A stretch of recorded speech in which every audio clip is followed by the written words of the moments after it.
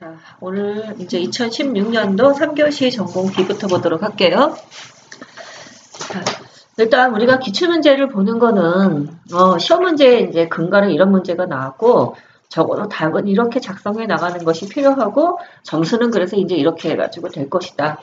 그런 걸 갖다가 이제 보고 그리고 이제 기출되었던 문제의 지문들을 보면서 향후 나올 수 있는 문제에 대한 것까지도 예측을 한다. 그런 생각 갖고 기출문제를 보시는 게 필요할 것 같아요.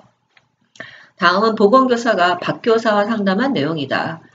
가로 안에 기억에 들어갈 혈전 생기는 병태 생리적 기전을 쓰고 그림 니은의 신체검진 방법의 명칭과 가로 안에 디귿에 들어갈 신체검진 결과의 양성 반응을 순서대로 서술하는 문제이죠. 자, 물어본 건 지금 뭐예요? 하나는 병태 생리 기전. 두 번째는 신체검진 방법 명칭. 그쵸? 그 다음에 세 번째가 디귿에 들어갈 신체검진 결과의 양성 반응. 세 가지를 물어봤는데 4점인 거잖아요. 그러면 아마도 지금 보면은 거기 지금 신체검진 방법 명칭은 너무 간단해. 그러면 1점이겠죠. 그 다음에 양성 반응이니까 그것도 설명 간단하겠죠. 아마도 기전 쓰는 문제를 2점 배점을 줬을 거라는 생각이 들어요. 그러니까 여러분도 문제를 보면서 4점 배점에서 어떻게 배분되는지를 그걸 매번 연습해 볼 필요가 있어요. 그래야 향후 문제가 나왔을 때 배점에 맞게끔 내용 구성을 잘 할 수 있거든요. 자, 그래서 그러면 왜 혈전이 생기냐? 들어갈 혈전 생기는 병태 생리 기전. 우리가 수술하고 난 다음에 누워있으면 생기는 대표적인 문제가 뭐냐면은 정맥 혈전증이죠. 정맥 혈전증은 말 그대로 정맥에 혈전이 생겨 있는 것을 정맥 혈전증이라고 얘기를 하고 혈전증이 혈관맥에 들러붙어서 염증을, 인플라메이션을 초래할 수 있겠죠. 그것을 혈전성 정맥염이라고 얘기를 해요. 두 가지가 사실은 약간 차이가 있는 거죠. 근데 지금 혈전 생기는 이제 기전을 먼저 설명을 하고 하니까 혈전 생기는 병태 생리 기전. 수술 후 누워있으면 부동이죠. 우리가 보통 혈전성 정맥염이나 혈전증 생기는 원인 중에 첫 번째가 부동이라는 게 있잖아요. 움직이지 않으면 특히나 우리가 이제 수술을 하고 누워있게 되는 경우라고 한다면은 그 누워있는 상태에서는 아래쪽 다리에 있는 정맥의 밸브들이 기능을 하지 않죠. 기본적으로 정맥은 판막이라는 것을 갖고 있고 판막의 중요 기능은 뭐냐면은 혈액이 올라가는 것을 역류를 방지하는 거잖아요. 올라갔으면 역류가 되지 말아야 된다. 역류를 방지하게 되는데 누워있게 되면 어때요? 기본이. 판막의 기능이 떨어지게 되겠고 혈액은 그대로 해서 고여있는 상태가 되겠죠. 그래서 수술로 누워있으면 혈액의 유속이 완만해지겠고요. 그러면 혈소판이 혈관의 결체 조직에 유착을 하게 되겠죠. 그래서 또한 혈소판은 다시 적혈구, 백혈구 혈소판을 또 끌어당겨요. 그래서 혈소판이 갖고 있는 기능 중에 뭐가 있냐면 아그레게이션이라고 있잖아요. 응집하게 만드는 거. 그래서 이렇게 되면 이제 혈소판에서 다시 ADP를 갖다가 유리하게 되고요. ADP가 혈소판을 다시 또 응집시키죠. 그러니까 그 과정이 계속 악순환돼서 반복돼요. 그러면 혈소판은 다시 뭐를 해요? 플라겔 같은 걸 형성할 수 있겠죠. 주로 플라겔은 정맥 정체가 되는 판막 부위 자꾸만 들러붙게 되죠. 그래서 이제 뭐가 생기는 거예요? 혈전이라는 것이 자꾸만 생겨나간다는 거죠. 그래서 혈전에 생기는 병태 생리 기전까지고요. 그래서 그 다음에 이어지는 결과는 뭐겠어요? 정맥 혈전증이라는 질환이 생기는 것이고 그것이 심해지게 되면은 혈전성 정맥염이라고 얘기하는 VDT가 생기게 되는 거죠. 자, 그래서 그거 지금 기억했는데요. 이제 이 사람 같은 경우는 수술까지도 했잖아요. 우리가 그러니까 혈전성 정맥염 생기는 원인 중에 뭐가 있냐면은 부동이 있죠. 움직이지 않아서 생기는 거. 두 번째가 판막 손상이라는 게 있어요. 판막 손상 있잖아요. 그래서 부동과 판막 손상과 혈액 흐름이 제대로 어때요? 되지 않으면서 보통 VDT가 생기죠. 그러니까 이 사람 같은 경우는 혈전이 생기는 병태 생리 기전의 초점은 지금 부동이지만 수술이라는 것이 있어서 뭐예요? 혈관 손상도 있었을 것이다. 그래서 수술에 대한 그런 것들을 갖다가 구현해가지고 더 끄집어서 설명해주면 될 것 같아요. 실제 답에서 혈소판에서 ADP가 유리가 됐다. ADP가 다시 혈소판을 응집시켰다. 이런 내용이 들어갈지는 모르겠어요. 하지만 찾아보면 자세한 내용들은 있거든요. 교과서에. 그래서 일단은 아마 이런 내용들은 여러분 교과서에 보면 수술 파트, 성인간호학에 수술 파트에 보면 거기에 생기는 대표적인 합병증들이 있어요. 그 합병증 중에 뭐가 있냐면 구획증후군도 있고 여기 지금 나오는 혈전도 있어요. 거기에서 기본적인 답안을 발췌했어요. 그러니까 오히려 VDT에 가면은 이런 내용에 대한 설명이 이렇게 확실하게 나와 있지를 않아요. 근데 그쪽에는 ADP까지 설명돼가지고 답안이, 내용이 나와있기 때문에 거기서 기본적인 답안을 발췌했어요. 그러니까 채점하는 사람이 어느 부위에 어떤 부분을 어떻게 끌어올지는 잘 몰라요. 그러니까 우리 입장에서는 일단 자세하게 기술하는 것이 제일 좋겠다라고 생각해가지고 내용을 보시면 좋겠다는 생각이 들어요. 자, 두 번째, 신체검진 방법에 그 그림이 있죠. 다리 갖다가 지금 올려가지고 사정을 하고 있잖아요. 자, 이거는 대표적인 무슨 검사예요? 혈전성 정맥염이 생기는 걸 확인하기 위한 호마스 사인에 대한 검사를 하고 있죠. 그렇죠? 요즘 시험 문제의 트렌드가 지금 뭐냐면은 검진 방법, 그림을 보여주고 이게 무슨 검진이냐, 이 검진의 검사에서 양성이냐, 음성이냐 이런 것들을 지금 물어보잖아요. 그러니까 여러분들은 그런 내용들을 갖다가 교과서에 나오는 게 그림들이 굉장히 많아요. 그래서 교과서에 나오는 그림에서 검진 방법은 빼놓지 말고 다 읽어보실 필요가 있어요. 시험 문제 지금 그렇게 많이 나오기 때문에. 신체 검진 방법은 뭐예요? 그래서 호마스 사인 이렇게 써줘야 되겠고요.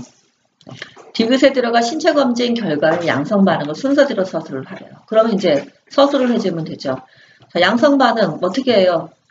지금 그림에 나온 것처럼 다리를 올리고 발바닥을 밀어서 발등을 몸쪽으로 굽히죠. 이걸 우리가 보통 배굴이라고 얘기를 하잖아요. 그랬을 때 어떻게 해요? 장단지 근육에 통증을 호소한다라고 하면은 양성이라고 얘기를 하죠. 양성이라고 한다는 건 뭘 의미를 하냐면은 혈전성 정맥염이 생겼다는 것을 의미를 한다. 그래서 그거를 갖다가 순서대로 기술을 해주면 될 것 같아요. 자, 그래서 2016년도 기출이었던 혈전에 대한 내용을 같이 해서 봤어요. 혹시 질문? 이거 답안 굉장히 자세하죠?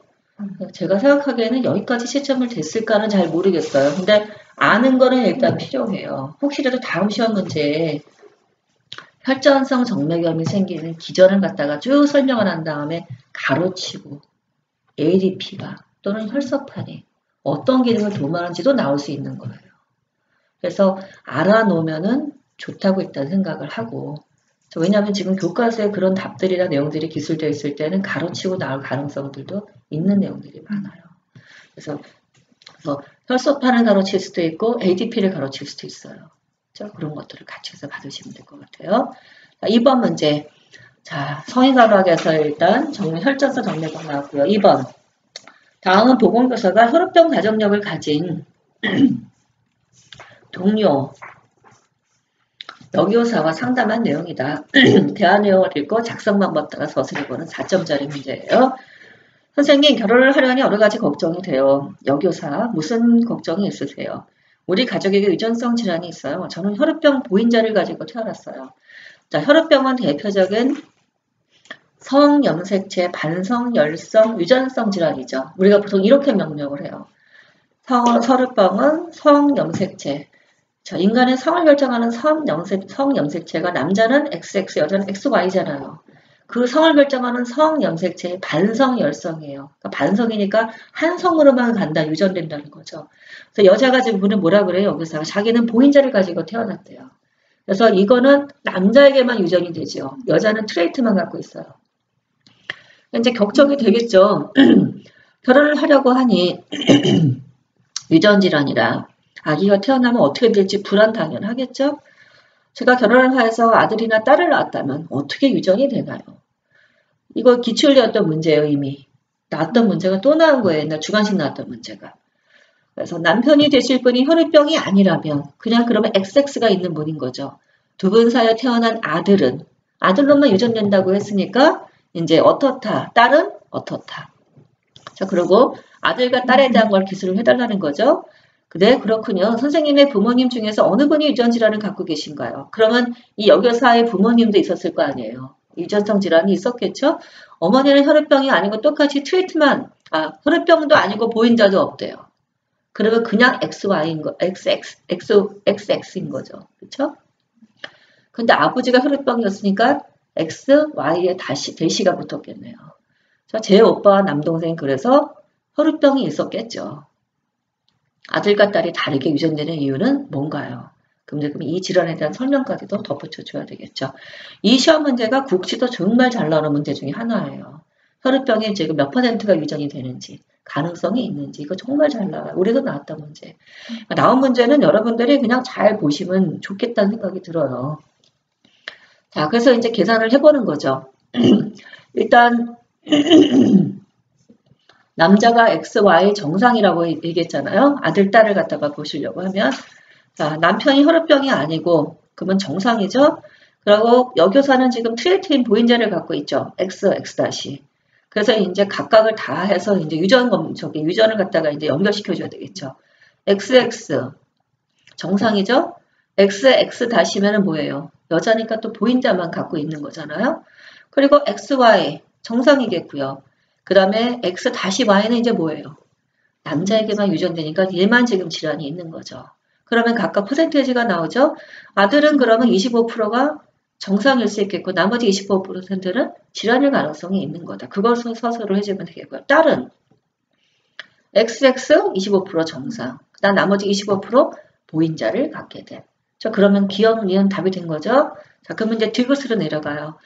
디귿은 아까 뭘 물어봤냐면 제 오빠 남동생은 자, 그럼 다시 이제 윗대로 올라가는 거죠.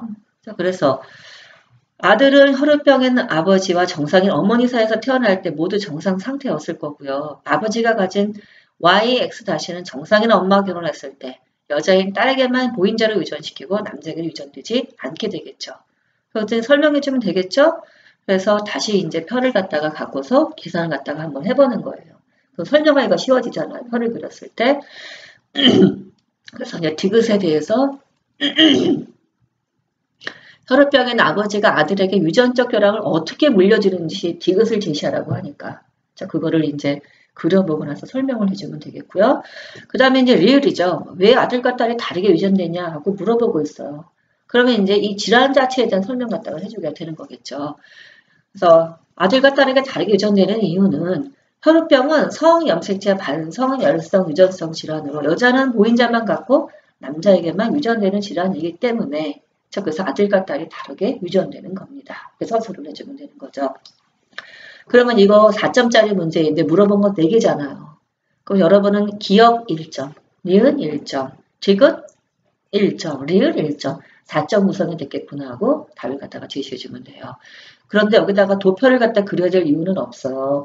시험 볼 때 도표 잘못 그렸다가는 이게 치팅으로 돼요. 도표를 그리는 거는 예를 들어서 옛날 기출이었던 문제 중에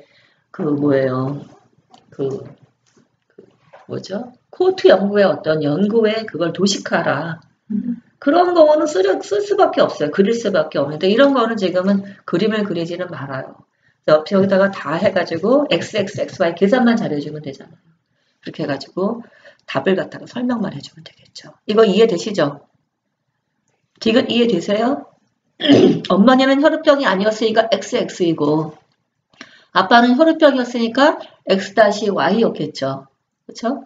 그래서 다시 그걸 갖고 값을 갖다가 다 계산해봐가지고 그거를 서술형으로 풀어 설명을 해주면 되는 내용이에요.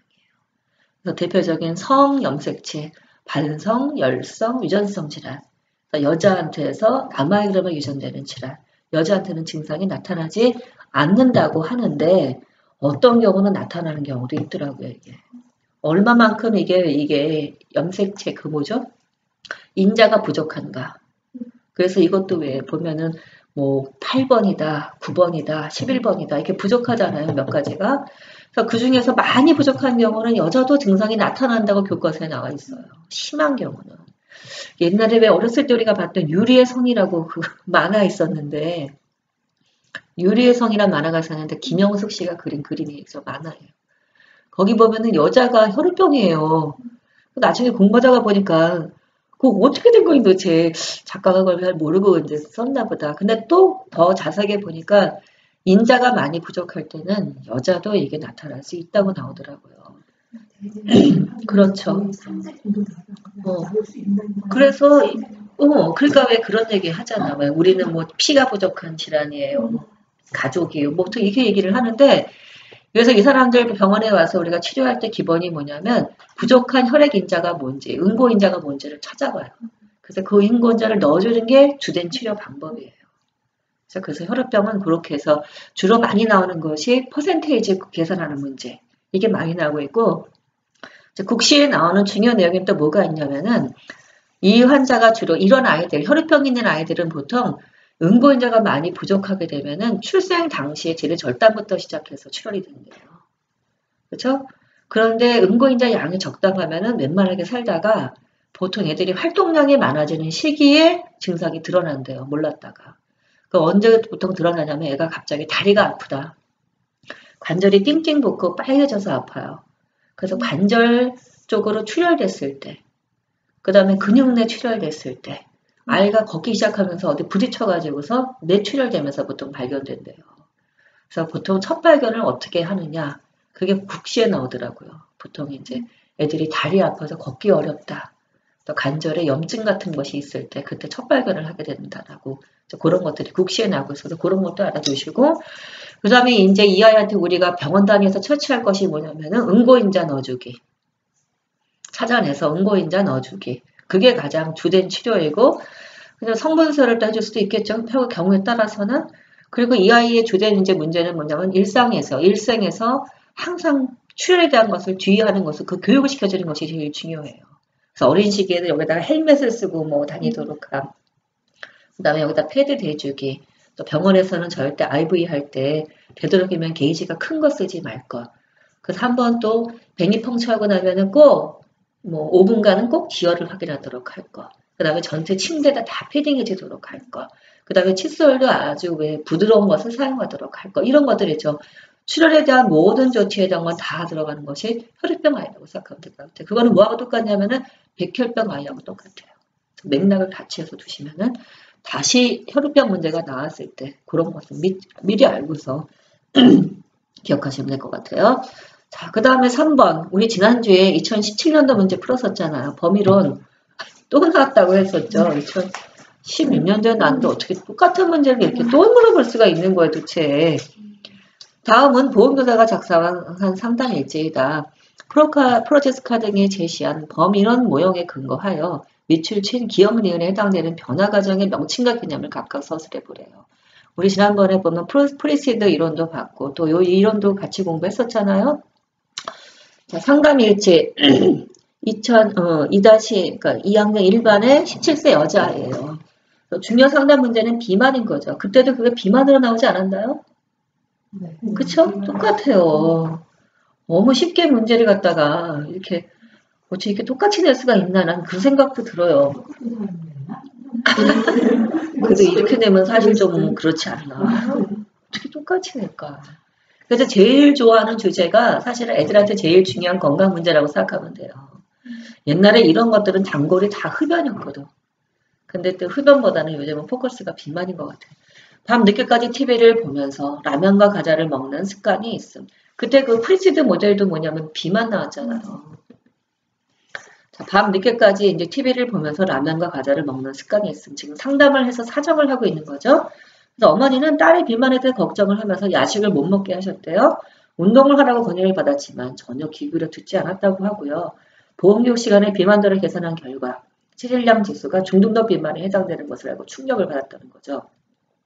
비만의 심각성을 깨닫고 다이어트를 해야겠다고 결심을 하게 됐고요.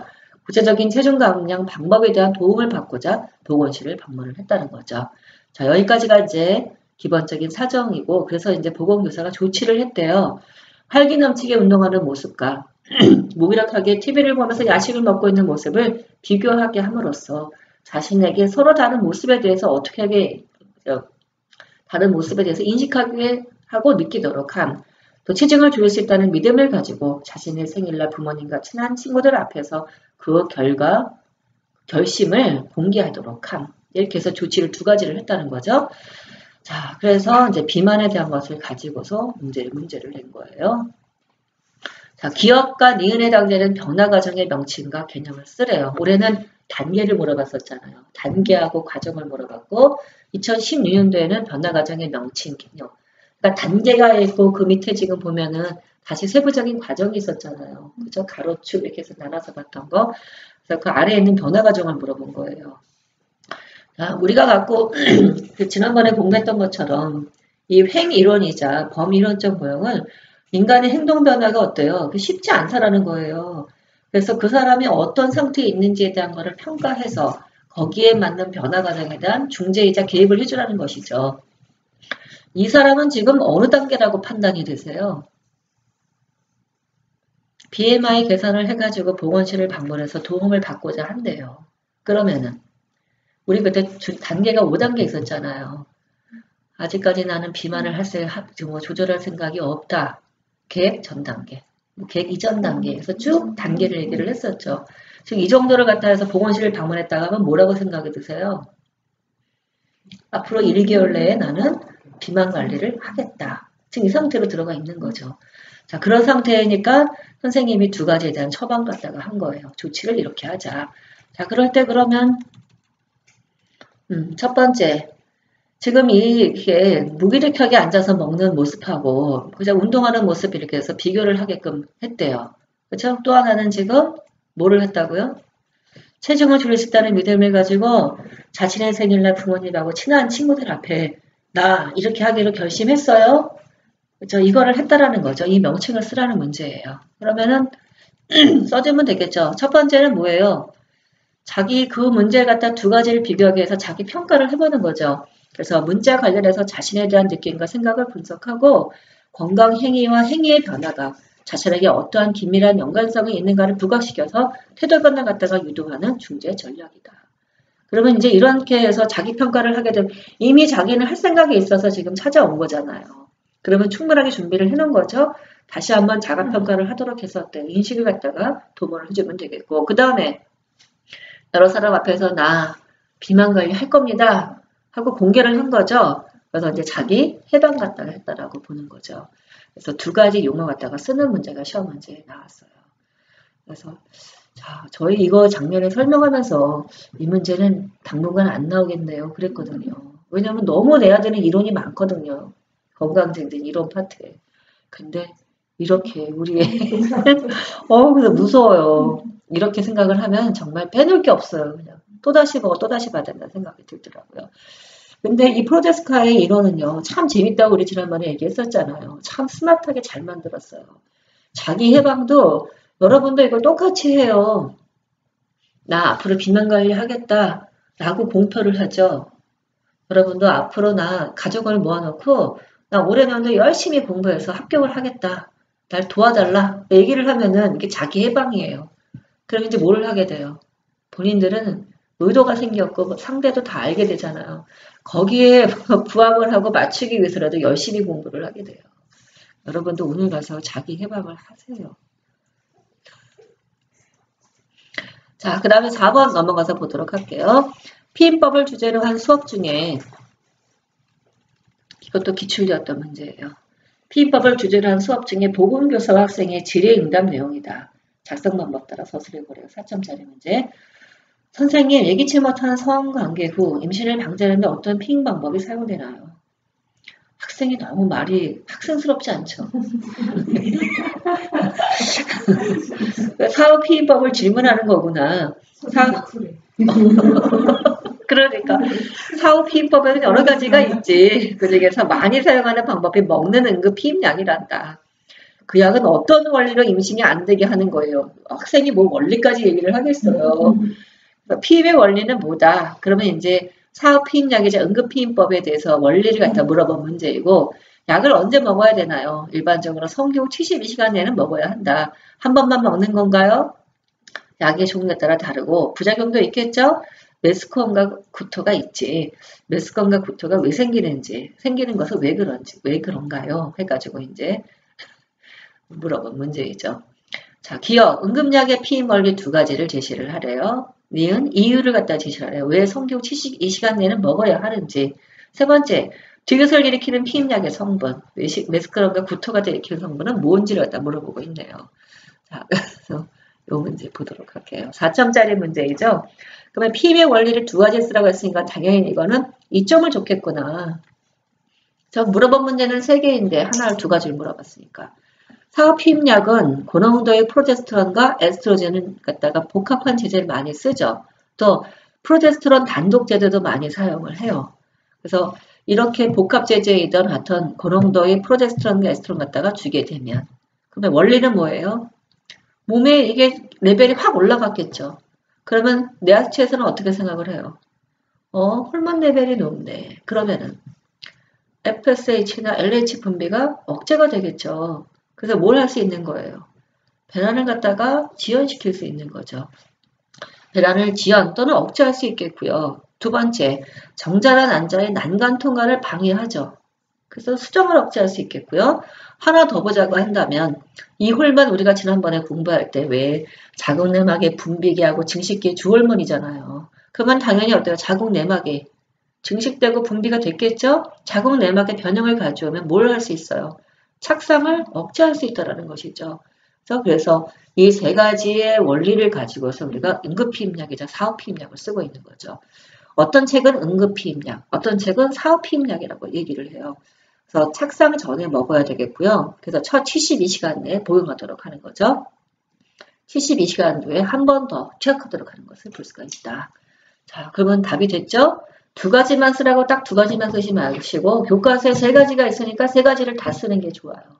그러면 세 가지 중에서 두 가지가 있는 걸 찾아서 점수 갖다가 줬을 거예요. 자, 두 번째, 왜 72시간 내에 먹어야 되냐고 물어보고 있죠. 정자의 생존기간이 3일이죠. 정자가 자궁 내로 들어갔을 때 배란이 억제되어 임신을 막던지 혹시 배란이 됐더라도 난자난간의 난간 통과를 방해해서 수정을 억제할 수 있겠고 또 혹시 수정이 되더라도 자궁 내막을 변형시켜서 착상을 막을 수 있기 때문에 72시간 내에 투약하도록 할 것이죠. 그러니까 원리하고 연결시켜서 답을 갖다가 작성하시면 돼요. 자, 그 다음에 왜 메스크럼과 구토가 있냐. 황체 호르몬인 프로제스테론은 위장관 점막을 자극하는 호르몬 중에 하나예요. 오심과 구토가 갖다 일으킬 수 있기 때문에. 그래서 주된 것은 주로 프로제스테론인 것을 볼 수가 있겠죠. 그래서 세 가지 해가지고서 각각 답을 갖다가 만들어서 쓰면 되겠고요. 4번도 이미 기출이었던 객관식 문제가 있었어요. 그래서 그거를 가지고 응급피임약을 공부했던 분은 이런 문제가 나왔을 때 항상 지금 시험 문제 나오는 게 다 원리잖아. 원리니까 공부할 때 그런 거를 교과서 볼 때 놓치지 마시고 책 찾아서 보고 다 표시를 해두세요. 그 다음에 공부할 때 그런 것들은 정말 도움이 많이 돼요.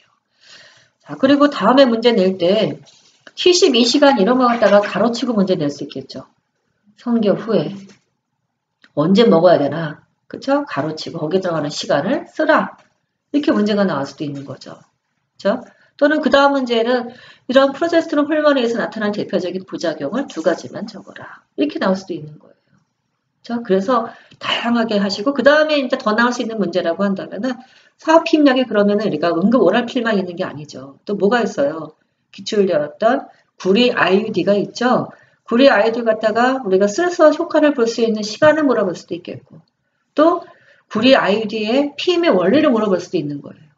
그래서 같은 맥락을 갖고 잠깐 연습을 해두시면 좋아요. 또 응급 오랄필보다 IUD가 더 좋다 그러죠. 구리 IUD가. 왜 더 좋은지. 그런 걸 설명하라. 다 교과서에 있는 내용들이에요. 그러니까 하나 공부할 때 여러 가지를 확장해가지고서 주변을 단들해서 공부하시면 될 것 같아요. 자, 그래서 기출되었던 4번 문제 같이 해서 봤습니다. 이렇게 보면 하나도 안 어렵죠. 보면 안 어려워요, 또. 그러니까 자그마한 연습을 하고 기출문제를 보게 되면 시험장 가면은 비슷한 유형으로 문제들이 나와요. 그러니까 그 유형 연습을 우리가 한다고 보시면 될 것 같아요. 자, 5번이죠. 다음은 보건교사가 사시가 의심되는 아동의 학부모와 전화 상담한 내용이다. 외출친 기억에 들어갈 차폐검사 절차를 순서대로 쓰고 니은이 나타나는 이유를 서술해 보래요. 4점짜리 문제인데 2개 물어봤네요. 그러면 각각은 2점씩 줬겠구나. 그렇죠? 생각해 볼 수 있죠? 자, 그래서 그 문제를 봐요. 안녕하세요, 어머니. 저는 서준이의 학교 보건교사입니다. 다름이 아니라 서준이가 보건실에 왔었는데 저를 볼 때 눈이 한쪽으로 몰리는 것 같다 전화드렸어요. 그러면 한쪽으로 몰린다. 이걸 우리가 스트라비스머스 사시라고 얘기를 하죠. 스킨트라고도 영어도 얘기를 해요. 그래서 이제 학부모가 어머 심각한가요? 보건교사가 심각해 보이지는 않는데 안과 검사가 필요한 것 같아요. 몇 학년이에요 지금? 학년은 안 나와 있네. 그쵸? 자, 그래서 그거를 가지고서 이제 안과 검사가 필요한 것 같아요. 그럼 병원에 가면 이제 어떤 검사를 받게 되겠죠? 어떤 검사를 해야 하나요? 차폐 검사를 받아보면 좋을 것 같아서요. 그 검사는 어떤 건가요? 물어보고 있죠. 그래서 설명을 해주겠고 검사에서 비정상일 경우는 어떻게 나타나나요? 서준이가 사시가 있다면 안구가 고정되지 않고 움직일 거예요. 네, 그렇군요. 사시가 있다면 안구가 되지 않고 움직일 거예요. 선생님 감사합니다. 당장 서진을 데리고 안과에 다녀와야겠어요. 자, 이거를 가지고 이제 문제를 풀어보는 거예요. 우리가 보통 얘기하는 사시의 차폐검사 시험 문제 4번 이상 기출되었던 대표적인 질환이자 검사법이에요. 시험 문제 참 많이 나왔어요. 옛날 객관식부터 시작해서. 그러니까 지금 보면은 생소한 문제가 나왔던 건 정말 몇 문제가 안 돼요. 자, 그러면 사시는 어떤 질환이에요? 사시는 포커스가 틀리다. 또 우리 시험 문제 정의 잘 나와요. 여러분들은 학교 가서 누가 뭘 물어보면 설명을 다 해줘야 돼요. 사시는 어떤 질환인가요?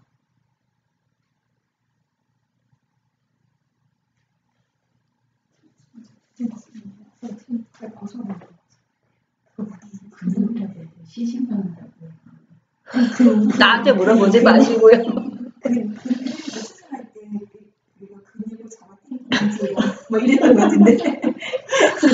그러니까 사시는 정의가 뭐냐면 한쪽 눈은 보고자 하는 물체를 보는데 한쪽 눈이 데비에이션 된 거, 편이 된 거를 사시라고 정의를 해요. 질환 자체의 정의는. 한쪽 눈은 보려고 하는 눈을 보지만, 사물을 보지만 한쪽 눈은 편의가 되는 거를 보통 사시라고 정의를 해요. 거기까지가 일단 정의예요.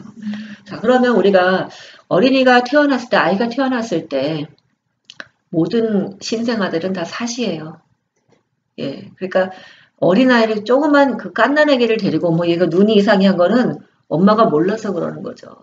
그래서 아이가 우리가 보통 사물을 볼 때 양눈을 동시에 갖고 기능을 해서 양안시라는 얘기를 하잖아요. 양안시가 되는 게 언제부터 되냐면은 6개월 정도라고 얘기를 해요. 그러니까 6개월 전까지 아이는 다 뭐예요? 눈이 따로 놀아요. 그러니까 사시인 게 정상인 거예요. 그래서 애들이 자꾸만 눈을 쓰고 하면서 뭐가 생기냐면은 눈을 갖다가 움직이는 외안근에 힘이 생겨요. 그래서 외안근에 힘이 생겨서 양눈, 사물을 볼 때 양눈이 동시에 기능하는 게 언제냐면 6개월이에요. 6개월을 지나서부터 어때요? 양안시가 아니고 눈이 따로 놀기 시작하면은 사시끼가 있다고 얘기를 하죠. 그렇죠? 그때부터 이제 또 어떻게 해야 돼요? 병원 가지고 이제 가서 검사받고 뭘 하는 게 필요해요. 그래서 우리가 물체를 볼 때 두 눈을 동시에 이용해서 두 눈을 동시에 해가지고 어때요? 저 망막지에 초점이 맺혀가지고 하나로 보이게 해주잖아요. 그래서 그거를 양안시라고 얘기를 하고 그게 6개월이에요.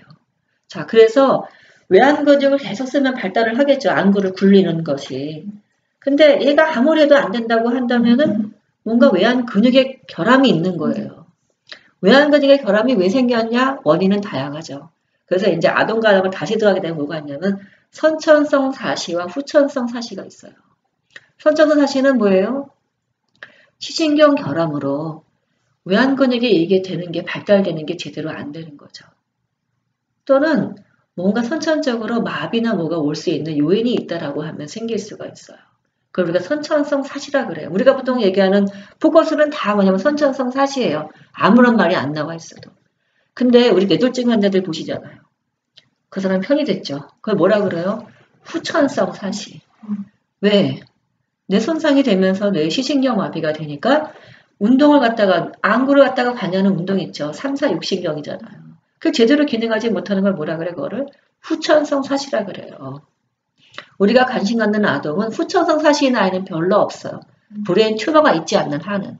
대부분 다 뭐냐면 선천적인 어떤 외안근의 발달이 제대로 안 된 것이에요.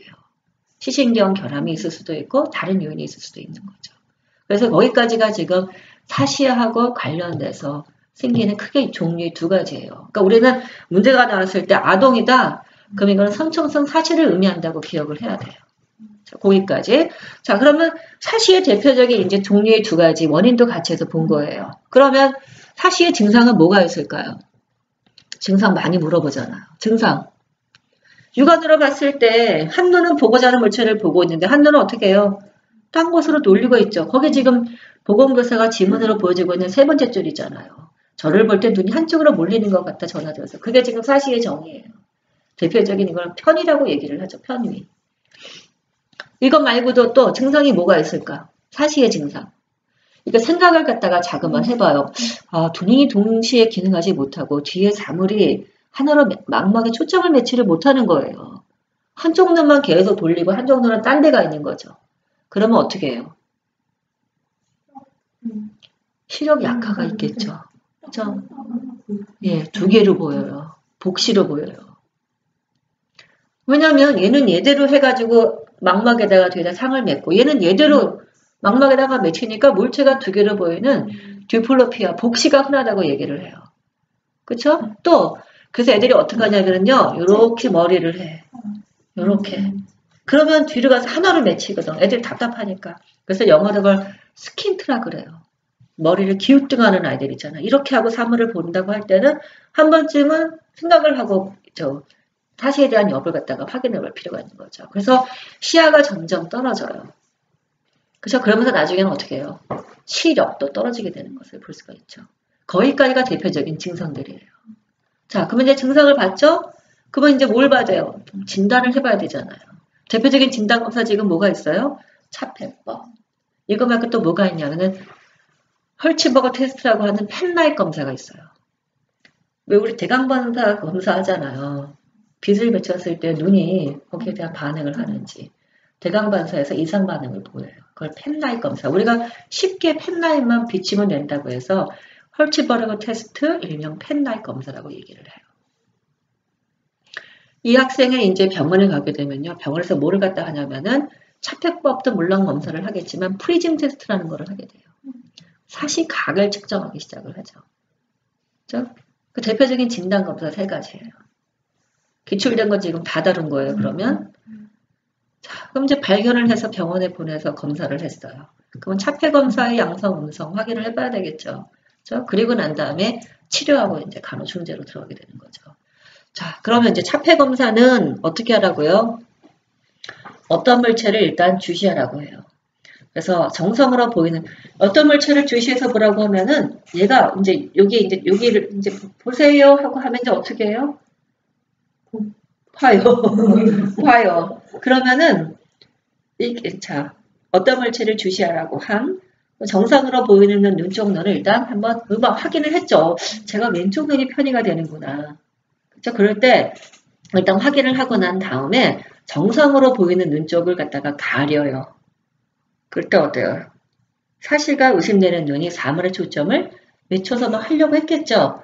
그러면 차폐했던 걸 갖다가 벗기게 되면 사실과 있는 눈은 다시 어때요? 정상인 쪽 눈만 사물을 보려고 그러고 그렇죠? 그러면 이제 사실과 있는 눈은 다시 또 그 순간에 이렇게 데비에이션 되는 것을 발견할 수 있는 거죠. 이해되세요? 예. 자, 그래서 이때 사실과 있는 눈이 사물 초점을 맺지 못하고 편이 되는지를 확인을 한다. 눈에는 6개의 근육, 이제 기억, 차폐 검사에 대해서 설명을 했어요.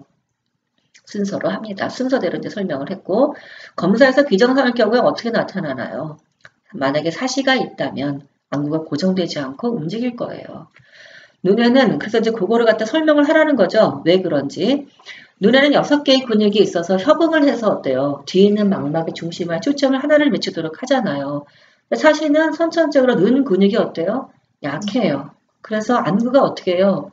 이걸 제대로 잡아주지를 못하고 굴리지를 못하는 거죠. 그래서 편의가 되는 것을 볼 수가 있겠고요. 사실인 경우는 사물을 볼 때 어떻게 해요? 정상인 쪽 눈만을 사용하게 되죠. 그래서 편의가 있는데 눈은 잘 사용하지 않기 때문에 약시가 될 가능성이 높은 거예요, 애들이. 자, 그걸 설명해 주면 되겠죠. 왜 안구가 고정되지 않고 움직이는지. 그렇죠? 그걸 설명해 주고. 그러면 2개에 대한 설명이 다 끝난 거죠. 그렇죠? 그래서 이제 차폐검사에서 정상인적 눈 가리게 하고 사시가는 눈은 사물을 초점 맞추기 위해서 운동을 하고 사물의 초점을 맞추게 된다. 이때 정상인 다시 한번 이제 설명을 해주고 있는 거예요. 차폐검사에 대해서 검사하는 방법, 그 다음에 정상인지 비정상인지 확인하기, 왜 안구가 고정되지 않고 움직였는지 설명할 수 있으면 되겠고요. 그러면 이제 치료와 간호중재는 어떻게 해주면 될까? 치료와 간호중재.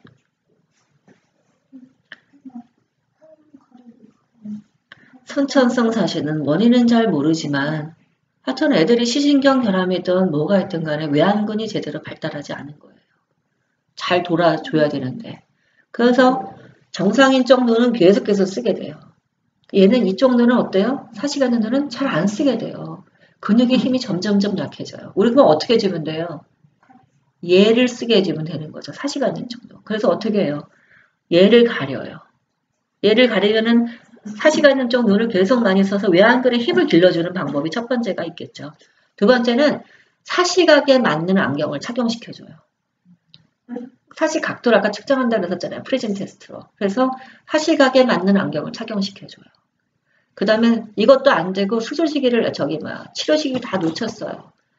이게 치료 시기가 6세 이전에 발견하고 치료를 해야 돼요. 안 그러면 이거는 아무리 해도 노력이 안 된대요. 마지막으로 하는 게 뭐냐면 OP. 양쪽의 외안근의 길이를 똑같이 만들어주면 돼요. 그러면 뒤에 가서 하나로 될 거 아니에요. 자, 그게 치료하고 방법이에요. 그러면 이제 치료는 됐고, 그러면 이제 간호중재는 얘가 갖고 있는 아까 복시, 약시, 그죠?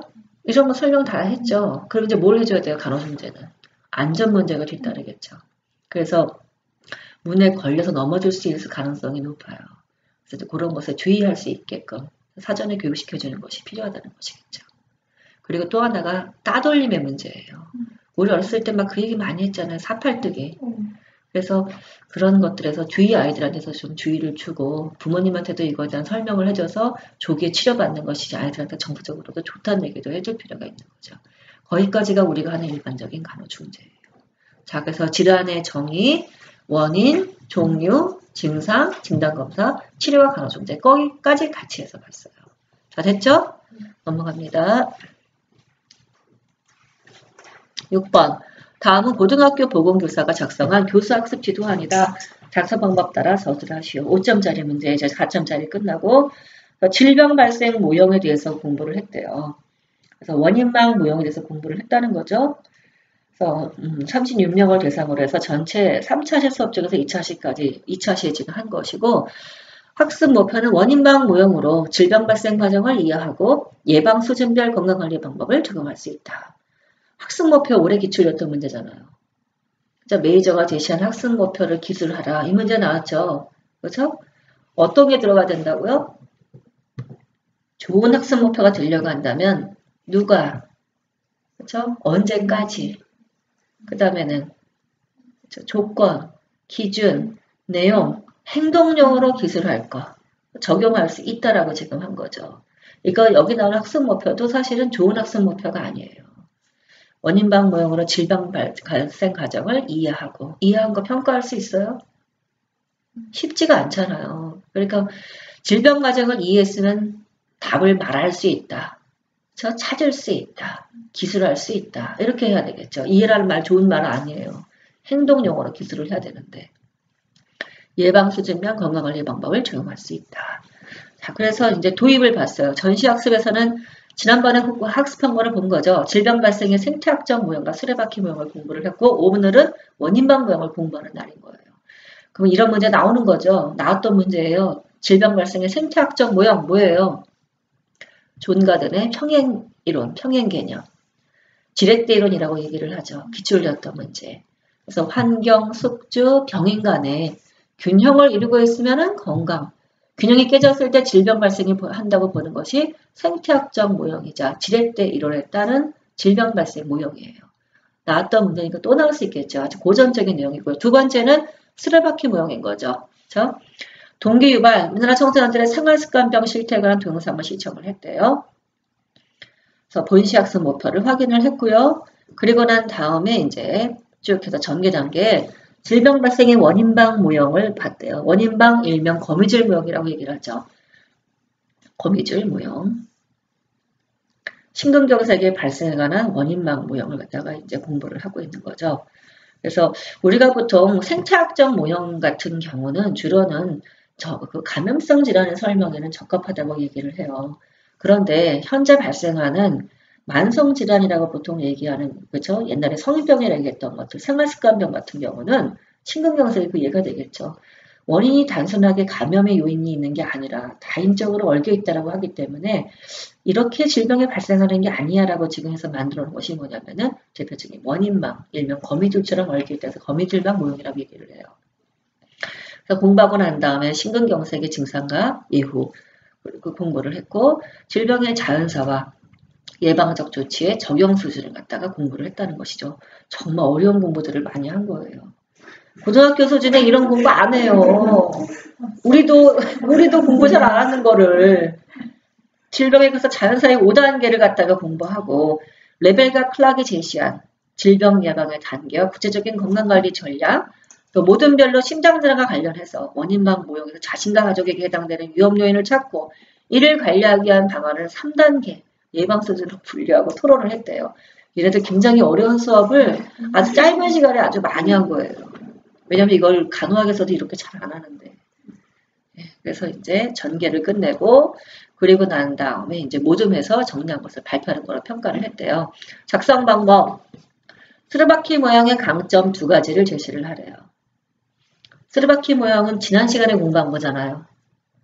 근데 지난 시간에 공부한 걸 이제 끌어와가지고서 스르바키 모양의 강점 2가지를 제시를 하고, 그래서 그 다음에 또 오늘 공부한 원인막 모양의 강점 2가지를 제시를 하고, 그 다음에 레벨과 클락이 제시한 1차 예방의 목적을 질병의 자연사의 1, 2단계와 연계해서 제시를 하면 된대요. 자, 그럼 5점짜리 문제죠. 자, 5점짜리 문제. 강점 2개지니까 하니까 1.1점. 또 강점 2가지니까 1.1점. 나머지 1차 예방의 목적을 질병의 자연사 1, 2단계 연계해서 제시를 하면 되겠죠? 이거를 1점 줬을 수도 있겠죠. 아니면 위에 거를 각각 1.1점에 나머지를 3점을 줬을 수도 있을 거예요. 배점을 갖다가 머리에 두고 거기에 맞게끔 답안을 갖다가 제시를 해줘요. 자, 수레바퀴 모양은 수레바퀴예요. 가운데 뭐가 있어요? 중심축이 있어요. 사람이 있는 거겠죠? 그래서 그거를 둘러싸고 있는 어때요? 질병 발생 일으키는 여러 가지 것들이 수레바퀴처럼 휠을 갖다 갖고서 질환마다 어때요? 이 인간한테 발생시킨 원인이 다 퍼센티지가 달랐을 거예요. 그렇게 구성됐다고 보는 것이 뭐냐면 수레바퀴 모형이에요. 원인막 모형은 조금 전에 거미줄처럼 얼려서 영향을 주고받은 것 같다 설명해서 발생한다고 봤다라고 얘기한 거죠. 그래서 이게 지역사회 간호학에 보면은 역학 파트에 다 나와 있는 대표적인 모형들이에요. 문제는 뭐냐면요. 이거를 공부를 많이들 하셨을 거예요. 어느 학원이나 어느 책에서는 다 봤을 거예요.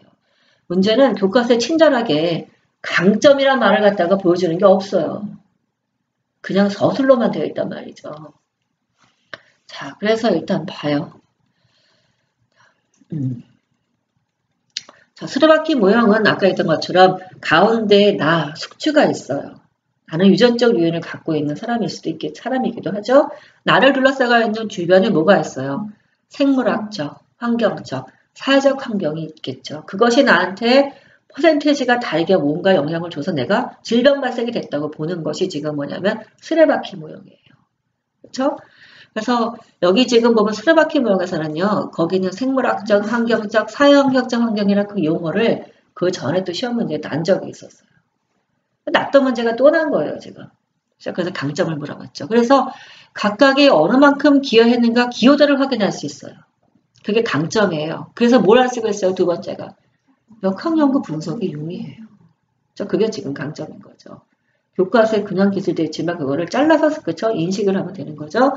자, 원인명 모양의 강점이라고 한다면 자, 원인명 모양은 병인이 여러 가지가 있어요. 결과적으로 숙주인 나한테 뭐가 생겼냐면 MI가 생긴 거죠.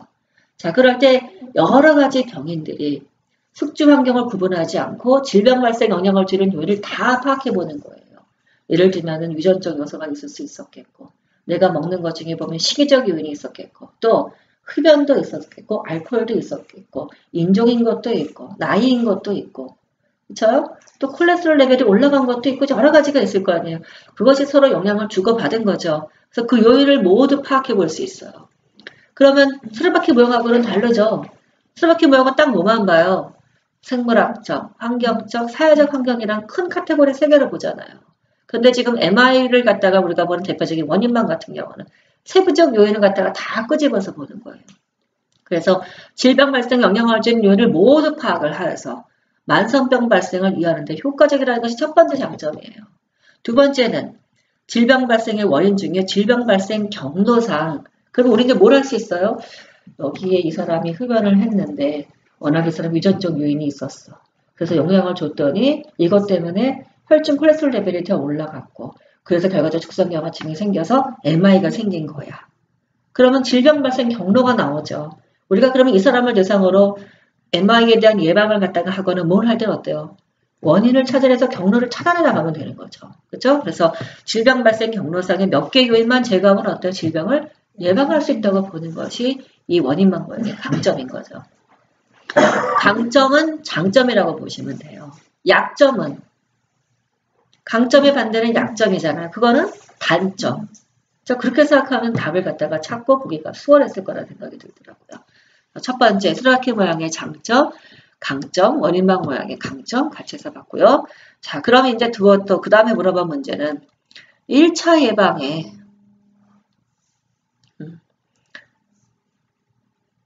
1차 예방의 목적. 자, 레벨과 클락은요, 우리가 보통 아주 보건에서는 굉장히 중요한 사람이에요. 레벨과 클락이라고 보통 얘기를 해요. 두 학자가 같이 연구해서 제시한 건데, 레벨이라는 사람만을 명령해서 끄집어 봤더라고요. 자, 레벨과 클락이라는 사람은 뭐라 그랬냐면은, 질병에 우리가 단계적인 예방을 할 수 있는 거야. 아주 보건에서 많이 쓰는 용어죠. 1차 예방, 2차 예방, 3차 예방. 그 용어 많이 들어봤죠? 1차 예방이라는 것은 뭐예요? 현재의 건강을 유지 증진해주고 질병 발생을 안 하게 만드는 거예요. 그거는 1차 예방이죠. 1차 예방의 견지를 넘어섰어요. 2차 예방은 질병이 발생을 하지만 그거를 조기 발견해서 조기 조치해서 문제가 생기지 않게 하는 것이 2차 예방이 되겠죠. 3차 예방은 이미 질병이 생겨서 다 겪어요. 그럴 때 어떻게 해요? 치료를 잘 해가지고서 후유증을 최소화해서 재활을 잘 도모하는 것이 3차 예방이 되겠죠. 그러니까 어느 순간이라도 어때? 우리가 개입을 했을 때 좀 더 나빠지지 않게끔 만들어지는 예방적 차원을 강조한 것이 레벨과 클락이 제시했던 예방적, 그렇죠? 보건에서 예방적 단계라고 얘기해요. 1차 예방, 2차 예방, 3차 예방. 이거 국시에 엄청 잘 나오는 용어예요. 다음 중 1차 예방에 해당되는 것을 찾아서 번호를 갖다가 찾았어라. 그러면 현재의 건강을 유지증진하기 위한 1차 예방은 뭘 해주면 돼요? 우리가 질병이 없어요. 그렇죠? 근데 주로 생기는 것은 감염병 아니면은 보통 우리가 생활습관병이 생기잖아요. 그 현재 건강 유지증진하고 그렇게 해서 잘 질병 예방하려면 뭘 해주면 돼요? 질병 발생의 원인이라고 추정되는 것들에 대한 것을 교육을 잘 시켜줘요. 그래서 담배를 안 피게 하고 운동을 하게 하고 그렇죠? 식이 조절을 해주고 감염을 조심하고 이러는 보건력이 강화되면 1차 예방을 할 수가 있겠죠. 이런 것들이 이제 1차 예방에 들어가는 것을 볼 수가 있겠고 2차 예방은 조기 발견, 조기 치료를 하래요. 그러면 어떻게 지면 돼요? 모든 집단검진 들어가겠죠. 조기 발견. 그렇죠? 이거 그래서 다음 중 고혈압과 관련해서 2차 예방에 해당되는 것을 찾아라. 국시에 나오는 문제들이에요.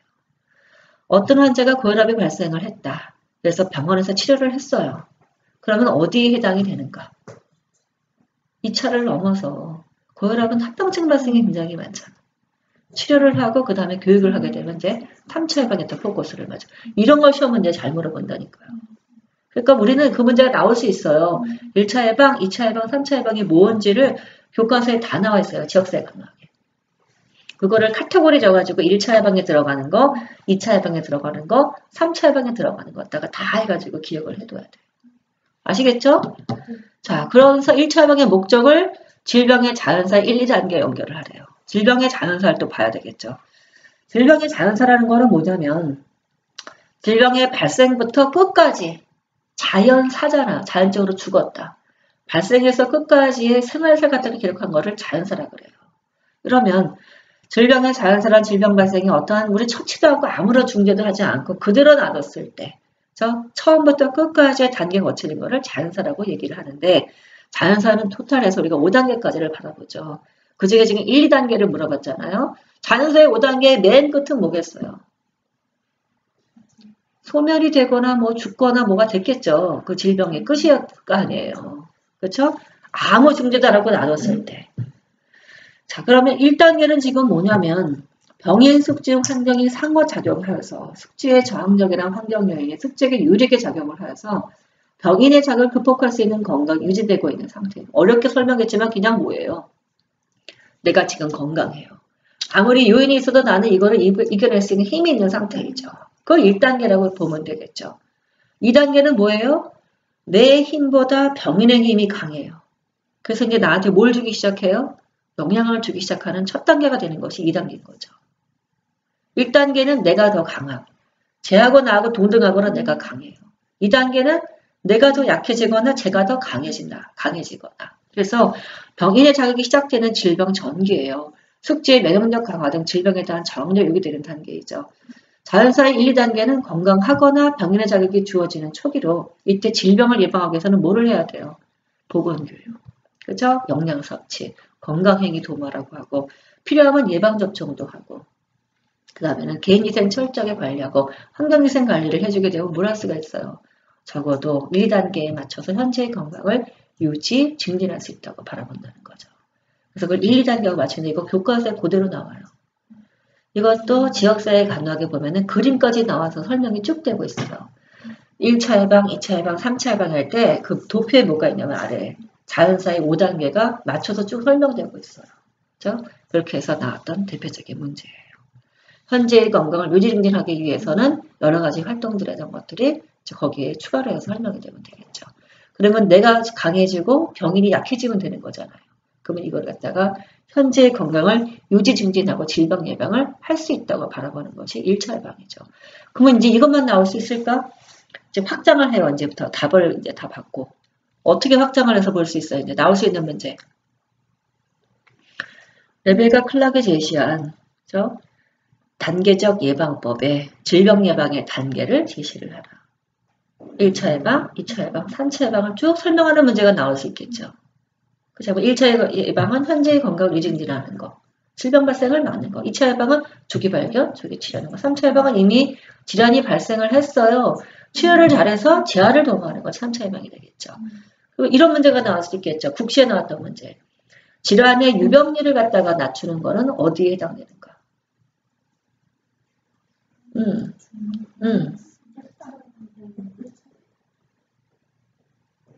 유병률 낮추는 거는 어디에 해당이 되나? 2차 예방이 보통 들어가더라고요. 2차 예방에. 발생이니까. 현재의 병 상태를 보장다. 조기 발견. 조기 발견을 해서 유병률을 낮추는 거잖아요. 2차 예방의 목적은 조기 발견, 조기 치료죠. 그래서 유병률을 낮추는 것이 목적이에요. 조기 발견자는 진단되기 전에 적이 더 진단되기 전에 찾아내는 거니까. 그래서 유병률을 낮추는 것이 목적이에요. 3차 예방은 체화를 잘 도모해서 그래서 그럼 어떤 율로 보냐고. 율은 사망률 맞아요. 그렇게 나온다고요. 국시는. 그러니까 거기까지 확장해서 기억을 해둬야 되는 거예요. 유병률을 낮췄냐 뭐냐. 1차 예방은 발생률을 낮추는 거. 발생률, 유병률, 사망률. 그렇죠? 왜냐하면 우리가 목적이 있으면 거기에 따라서 이거를 확인해보는 율이 있어야 될 거 아니에요. 그 율을 이렇게 해서 역으로 기억하시고 대표적인 어떤 것들이 거기에 해당되는지 그런 판단을 대상으로 해서 무슨 뭐 교육을 시켰다. 1차 예방이냐, 2차 예방이냐, 3차 예방이냐. 뭐에 들어가요? 3차 예방. 이렇게 들어가겠죠. 왜냐하면 합병증 발생을 최소화하고 재활을 갖다가 잘 도모를 해주는 거니까. 그런 것들을 국시에 연계해서 지금 물어봐요. 항상 그리고 앞에 뭐가 있냐 무슨 질환이 붙더라고요.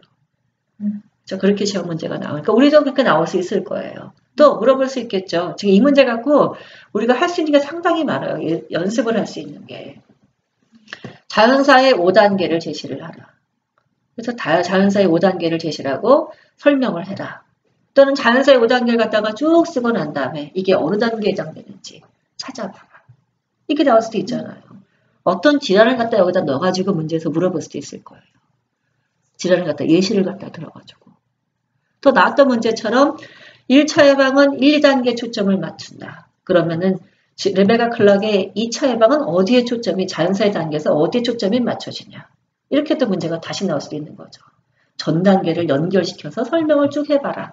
이렇게 문제가 나올 수도 있는 거죠. 그러니까 이 문제 참 보면은 연구를 해서 우리가 대비할 수 있는 문제가 상당히 많은 거예요. 또 심장질환 발생에 관여되는 원인막 모형에 들어가는 요인을 조절할 수 있는 요인, 없는 요인으로 구별해서 나누어서 제시를 해라. 기출되었던 문제. 심장질환에서 우리가 나왔던 문제가 조절할 수 있는 요인, 없는 요인 물어봤었어요. 그러니까 나올 수 있는 거잖아, 또 이것도. 정말 이런 문제는요, 이거 연습하기 참 좋아요. 심근경색의 증상과 징후를 제시하라. 심근경색의 증상과 징후 뭐? 극심한 통증, 나이트로글리세린을 투약하거나 그렇죠? 휴식을 취해도 완화되지 않는 통증, 3번 반복해도 나아지지 않는 거, MI의 통증. 그래서 왜요? 그럼 샤기 증상이 생길 수가 있겠죠. 진땀 흘리고 허약, 창백, 혈압이 떨어져가지고 그렇죠? BP가 떨어지고 이런 문제 생길 거 아니에요. 졸도까지도 할 수 있겠죠. 그렇죠? 그런 증상과 징후 갖다가 다 될 수 있겠고 병원에 가면 이제 또 뭐를 해야 돼요? 병원 단위에서 MR을 갖다가 진단할 수 있는 대표적인 랩 데이터를 순서대로 제시를 해요. 첫날, 둘째 날, 셋째 날. 그렇죠? 그것도 나올 수 있는 문제예요. 국시에 이미 다 나오는 문제들이기 때문에. 또 뭐가 나올 수 있을까 또? EKG 소견을 물어볼 수도 있겠지. Q웨이브가 나타나. 그렇죠? 괴사를 의미하는 Q웨이브가 나타나. 이렇게 나온 것들 자그맣게 생각해서 국시까지 끄집어서 잡아 붙여보는 거예요. 자, 치료와 간호중재 증상을 이제 받고 진단 소견 받고 그럼 효소 이름을 다 알아야 되겠죠. CPK, LDH, GOT-CPT 그 말의 의미까지 다 해서 이제 알아야 되겠고 그 다음에 이제 뭐를 갖다 알아야 돼요. 치료와 간호중재 급성계는 CCU 가겠죠. CCU 가서 일단은 첫 번째가 절대 안정부터 취하는 거 하잖아요. 대소변도 침상에서 활동을 제한해줘. 그래야지만 심장도 쉬기 때문에 또 먹는 것도 이게 힘들잖아요. 그래서 연식, 소프트 시기를 준다. 이런 거 하고 또 튜브 같은 거 꽂을 수도 있을 거예요. 상태에 따라서는. 또 대소변을 끙 하고 보려고 힘들 때 어때요? 무리를 주고 또 압이 올라가기 때문에 심장에 무리를 주기 때문에 배변 완화제 같은 거 그렇죠. 라크로즈 같은 거 들어가야 되겠죠. 식이도 부드럽게, 배변도 잘 나가게. 그렇죠? 이런 것들이 이제 기본 간호를 해가지고 물어볼 수 있는 내용들이죠. 그 다음에 나오는 것이 뭐예요? 심장 재활이잖아요. 단계적으로 활동량을 늘려나감. 이런 것들. 그래서 나올 수 있는 문제가 정말 많은 문제예요. 다음에 나올 때는 질병 발생에 또 뭘 물어볼 수 있는 거예요. 나왔던 문제의 수레바퀴 모형 있잖아요. 이거를 가지고 질병 발생을 설명해봐라. 또 아까 봤던 것처럼 종가되는 평형 개념을 설명해봐라. 또 종가되는 평형 개념을 쭉 설명을 한 다음에 이거는 종가되는 무슨 이론인가. 생태학적 모형 또는 뭐라 그래요? 평행이론, 지렛대 이론 이렇게 보통 얘기를 하고 이런 삼각형 모양이라고도 얘기를 해요. 번역어가 상당히 많아요. 더 들어가면은 국시에 나오는 문제에서는요. 종가되는 평형 개념을 가지고서 우리도 나왔던 문제예요. 다음 중 병인에 해당되는 것을 제시를 해봐라. 그렇잖아요. 병인이 많이 있죠. 그래서 나왔던 문제 중에 뭐가 있냐면은 화학적 요인을 또 따로 물어본 문제도 있었어요. 종가되는 병인 중 다음 중 화학적 요일에 해당되는 게 뭐가 있냐. 그러니까 들어가면 문제가 엄청 많이 나올 수 있는 파트예요. 그렇죠? 또는 어떤 질병을 두고 난 다음에 종가되는 평형 개념을 대비해서 그렇죠? 대입해서 설명해 봐라. 이렇게 나올 수도 있는 거죠. 최근에 무슨 질환이 돌고 있다. 종가되는 평형 개념 갖고 설명을 해라. 이렇게 나올 수 있는 문제는 이렇게 자마 대비해서 머리를 갖다가 한번 이렇게 쭉 해가지고 이제 해보시면은 되게 대처하기가 좋겠다는 생각이 들어요. 그리고 이렇게도 나올 수 있죠. 이렇게 수업 모형을 갖다가 다 해서 하고 난 다음에 어떤 질환과 그 다음에 내용을 쭉 설명을 해요. 위에 있는 내용은 질병 발생의 모형 중에 어떤 것에 해당되는 것을 보여주고 있다. 왜 그런지 설명을 해라. 이렇게도 나올 수 있는 거예요. 그러니까 뒤집고 뭐하고 하면 문제 낼 거 엄청 많은 파트예요. 자, 그래서 6번 문제를 같이 써봤어요. 이제 7번이죠. 잠깐 쉬었다 할까요? 예. 7번은 잠깐 쉬었다 가도록 하세요.